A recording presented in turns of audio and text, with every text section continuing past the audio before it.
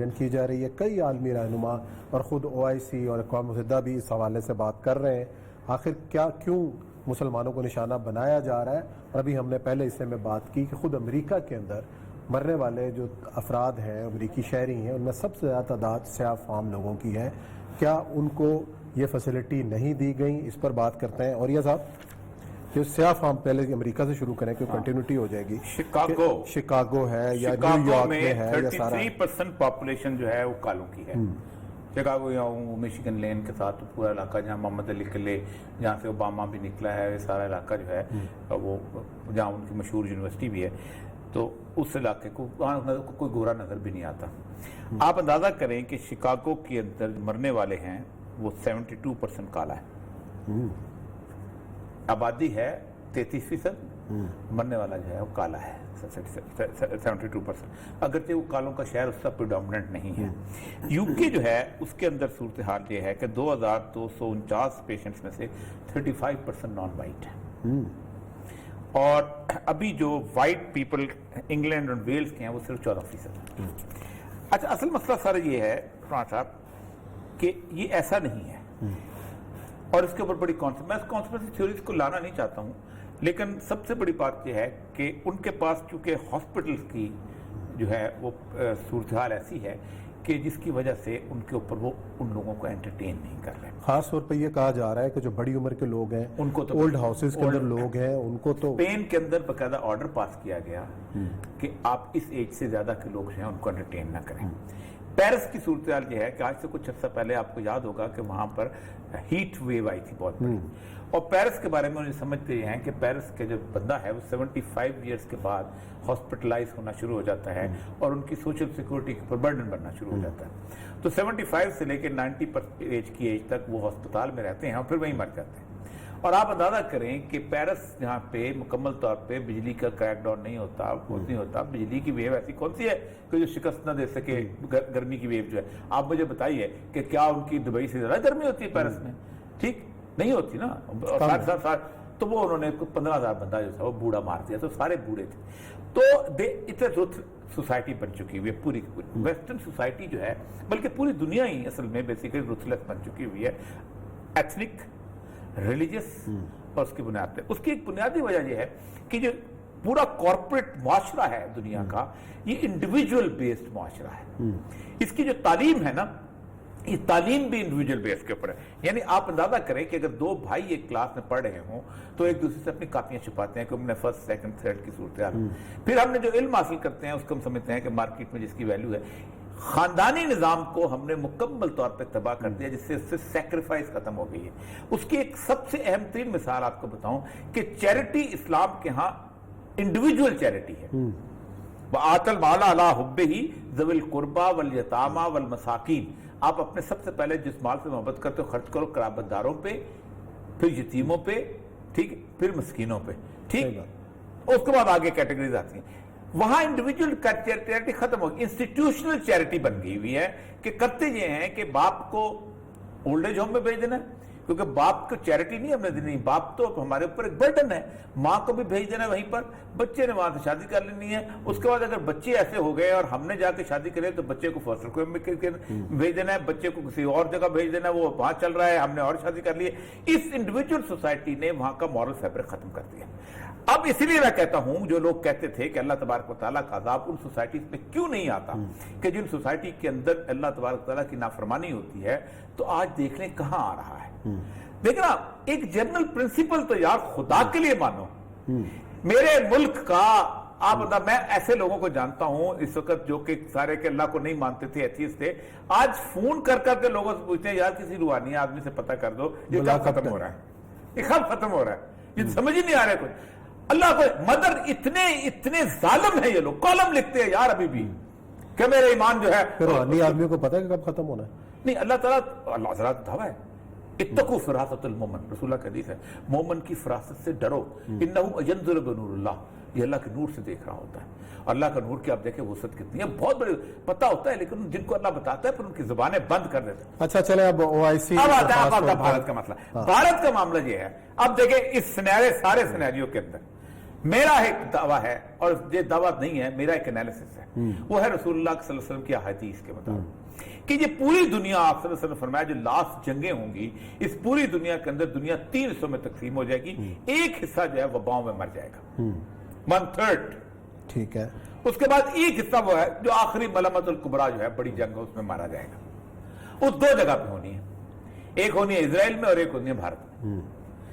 آپ نے فرمایا کہ میرے اللہ نے 2 لشکروں کو جہنم کی آگ سے محفوظ کر دیا، ایک وہ جو جہاد ہند میں حصہ لے گا اور دوسرا جو ہے جو عیسیٰ ابن مریم کے ساتھ، عیسیٰ ابن مریم کے ساتھ ہوگا۔ اور پھر آپ نے باقاعدہ بیعت دی، سب کچھ کیا، جو کچھ بھی وعدہ لیا۔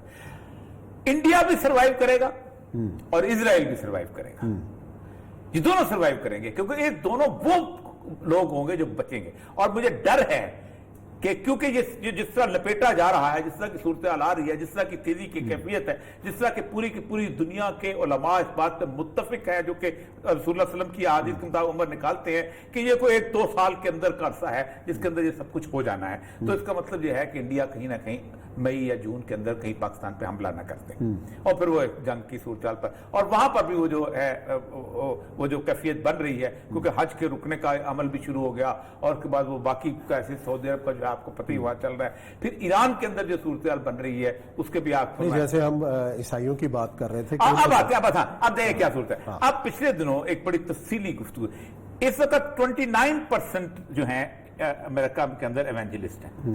تمام جو بائبل پشرز ہیں، بائبل کے ماننے والے ہیں، وہ سمجھتے ہیں کہ حضرت عیسیٰ جو ہیں وہ صلیب پہ چڑھے تھے، صلیب پہ چڑھنے کے بعد 2-3 دن کے بعد آئے تھے، آ کے بعد ریزریکشن ہوئی تھی، پھر چلے گئے تھے اور کہا تھا کہ میں صلیب پہ جا کے میں تمہارے گناہوں کا کفارہ دے چکا ہوں۔ لیکن جو ایونجلسٹ ہیں، جس میں مائک پومپیو ہے، یہ مائک پینس ہے اور ٹرمپ ہے، یہ پہلی دفعہ ٹاپ پہ آئے ہیں اور یہ سمجھتے ہی ہیں، ان کا دعویٰ یہ ہے کہ اسرائیل جو ہے حضرت عیسیٰ اس وقت آئیں گے، اور باقاعدہ بائبل کی ایک استاد وہ جو ہے نا اس کی اپنا چیپٹر اس کی پیشگوئی بتاتے ہیں، اور پرسوں ترسوں پھر پائک پینس نے اس کو دہرایا ہے کہ اسرائیل جو ہے یہ اس کا دوبارہ بننا جو ہے یہ حضرت عیسیٰ کی آمد کی علامت ہے، یہ بنے گا اور یہ یہاں پر آئے گا۔ تو اسی لیے آپ اندازہ کریں کہ 50 سال پرانا جو انہوں نے ایک رکا ہوا چیز تھی یروشلم کو تسلیم کرنے کا، وہ انہوں نے اس کو دوبارہ کیا۔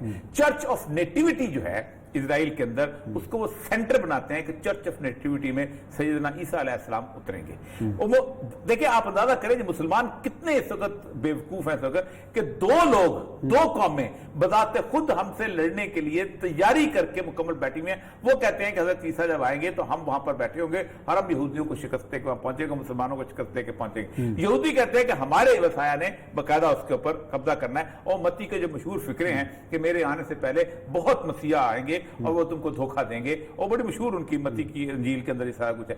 اب یہ جو حالت اس وقت ایونجلسٹ کی بنی ہوئی ہے، آپ اندازہ کریں کہ میں پچھلے ویڈیوز دیکھ، اس کی بنیاد کے اوپر وہ باہر نکلے اور انہوں نے کھڑے ہو کے کہا I have the Jesus blood، مجھے کرونا نہیں ہو سکتا، مجھے چھوڑو تم۔ اور وہ بندوقیں لے کے جیسے ایسے لگتا تھا جیسے طالبان کا کوئی گروہ نکلا ہوا ہے یا کوئی مجاہدین نکلے ہوئے اور کوئی نہیں، یوں کر کے پورے وارئرز کے طور پہ نکلے ہیں کہ ہم کھول دیں۔ اور آپ کو پتا ہے کہ پچھلے دنوں ٹرمپ کے مخالف میں کون سا جارجیا کا تھا گورنر، وہ پرسوں جس نے کہا تھا کہ میں تمہارے مخالف میں کھول، تو اس نے بند کیا تھا، وہ مر گیا۔ وہ ایک اور پیشگوئی اس کے کھاتے میں اس کی ولایت ثابت ہو گیا کہ یہ کیا ہو گیا۔ وہ میں کل پڑھ رہا تھا اس کے۔ اب دنیا اس وقت اس مقام پہ آ چکی ہوئی ہے کہ جس وقت جسے کہتے ہیں نا ہم نے جو گند کیا تھا اس کو اللہ تعالیٰ جو ہے اس کی دھلائی چاہتا ہے، اس کی صفائی چاہتا ہے، کیونکہ امام مہدی علیہ السلام کے آنے کے بعد جو کچھ ہونا ہے وہ پھر امام مہدی ظاہر بات ہے IMF کا ممبر تو نہیں ہوں گے نا، ورلڈ بینک، اس سے پہلے IMF بھی ختم ہونا ہے، اس سے پہلے ورلڈ بینک بھی ختم ہونا ہے، اس سے پہلے انٹرنیشنل مانیٹری سسٹم بھی ختم ہونا ہے، یہ ساری چیزیں ختم ہونی ہیں۔ اور یہ اتنی یعنی آپ سوچیں قحط اور بیماری ساتھ ساتھ چلیں گی۔